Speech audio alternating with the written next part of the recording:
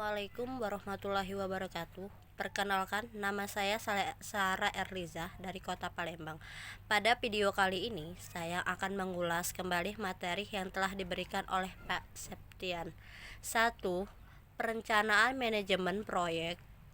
Proyek adalah proses menyusun rencana yang struktur dan terorganisir untuk mengarahkan serta mengelola semua aspek dari suatu proyek yang mencakup 1. Penetapan tujuan. 2. Penetapan sumber daya yang diperlukan. 3. Alokasi waktu. 4. Pengendalian biaya. 5. Pengaturan tugas-tugas. 6. Serta identifikasi risiko yang mungkin muncul. Perencanaan manajemen proyek membantu mengarahkan tim proyek menuju pencapaian tujuan secara efisiensi dan efektif. 2. Melakukan analisis terhadap kelayakan proyek. Perencanaan manajemen proyek meliputi 1.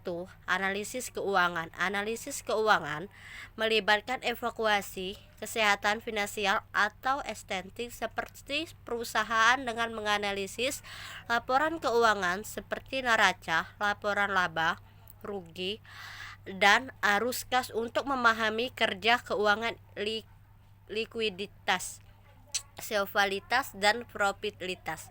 2. Analisis teknis biasanya digunakan dalam konteks pasar keuangan. Analisis teknik melibatkan kajian pengarahan harga saham, mata uang atau instrumen keuangan lainnya.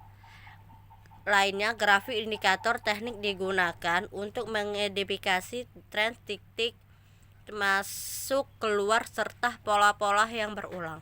3. Analisis operasional. Berkaitan ini dengan evaluasi peningkatan efisiensi operasional suatu bisnis atau organisasi melibatkan identifikasi proses bisnis, aliran kerja, dan penggunaan sumber daya untuk mengoptimalkan produktivitas dan efektivitas. 4. Analisis lingkungan melibatkan penilaian dampak suatu kegiatan atau proyek terhadap lingkungan fisik, termasuk tanah, udara, dan air. Tujuannya adalah memahami potensi risiko lingkungan dan untuk mencari cara untuk mengurangi dampak negatif. 5. Analisis sosial. Ini melibatkan pemahaman tentang dampak suatu kebijakan, proyek, atau tindakan pada masyarakat dan masyarakat luas. Tujuannya adalah untuk mengidentifikasi atau mengenal aspek sosial, budaya, dan ekonomi yang terlibat dalam konteks. 3. Melakukan identifikasi terhadap biaya dan anggaran proyek. Analisis kelayakan proyek meliputi 1. Mengestimasi biaya, yaitu melibatkan perkiraan jumlah uang yang akan dikeluarkan atau menyelesaikan suatu proyek atau aktivitas. Estimasi biaya dapat diperhitungkan memastikan atau penilaian ahli untuk memperkirakan anggaran yang diperlukan. 2.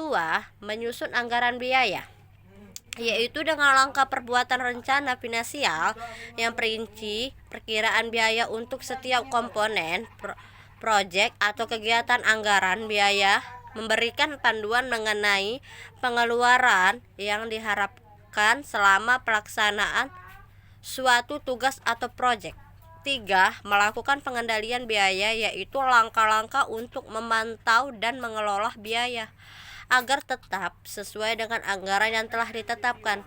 Tujuannya adalah mencegah atau mengurangi pengeluaran berlebihan dan menjaga proyek agar tetap dalam batas anggaran. Yang keempat, membuat laporan anggaran biaya, merupakan laporan periode atau akhir yang merinci pengeluaran aktual dan perbandingan dengan anggaran yang telah ditetapkan.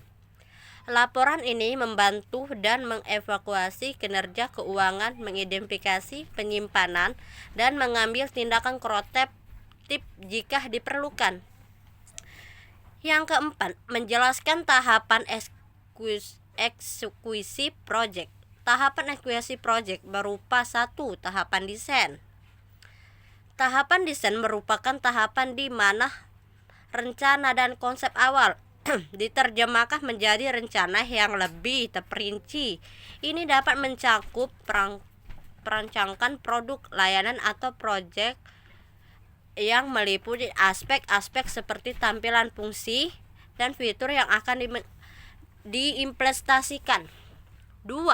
Tahapan pengadaan. Pada tahapan ini semua bahan, sumber daya, atau komponen yang diperlukan untuk pelaksanaan proyek atau produksi dikumpulkan. Ini melibatkan proses pembelian, negosiasi kontrak, serta pemeriksaan dan pengiriman barang atau layanan yang dibutuhkan. 3. Tahap produksi. Tahap ini merupakan tahap di mana produk atau layanan sebenarnya dibuat atau diproduksi. Proses ini melibatkan penggunaan bahan baku, perawatan, dan tenaga kerja untuk menghasilkan produk atau layanan yang sesuai dengan spesifikasi yang telah ditetapkan. 4. Tahap implementasi. Pada tahap ini produk, layanan, atau proyek yang telah dibuat atau diproduksikan diperkenalkan ke dalam lingkungan atau pasar yang sesungguhnya. Ini melibatkan penerapan solusi, peluncuran produk, atau pelaksanaan proyek di lapangan. Yang kelima, menjelaskan evaluasi atau audit dari sebuah proyek biasanya meliputi 1. Pendahuluan atau status sekarang. Pada bagian ini biasanya jelaskan latar belakang proyek dan perkembangan terakhir. Apakah proyek sudah mulai atau belum, serta pencapaian apa yang terjadi saat ini. 2. Status proyek di waktu yang akan datang. Bagian ini menguraikan berencana atau perkiraan mengenai kemajuan dan perkembangan proyek di masa yang akan datang. Apa yang diharapkan akan terjadi dan bagaimana langkah-langkah akan diambil untuk pencapaian tujuan proyek. 3. Isu-isu manajemen yang penting. Di sini akan dibahas masalah atau tentang yang mungkin muncul selama jalannya proyek. Isu-isu ini biasanya terkait dengan sumber daya, koordinasi tim, perubahan rencana, atau faktor lain yang mempengaruhi kelancaran proyek. Dan yang terakhir yaitu analisis risiko dan keterbatasan asumsi. Bagian ini mengidentifikasi potensi risiko yang mungkin mempengaruhi keberhasilan proyek. Selain itu, akan membahas batasan asumsi yang mungkin mempengaruhi hasil proyek lain. Mungkin itu saja yang dapat saya jelaskan. Lebih dan kurang saya mohon maaf.